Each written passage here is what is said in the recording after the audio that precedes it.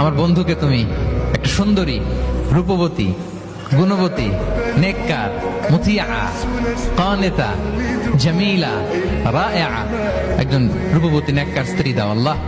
কতদিন ধরে তার বিয়েটা ঝুলে আছে, আল্লাহ তুমি ব্যবস্থা করে দাও, সুন্দরী নেককার আল্লাহওয়ালা।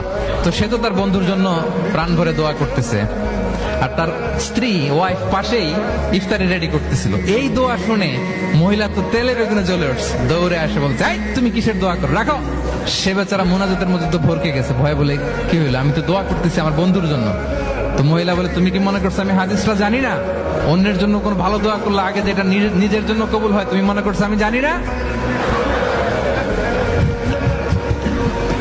তুমি ভাবছো হাদিস শুধু তুমি একা জানো, আমি জানি না? না, কি সব দোয়া করো এগুলা?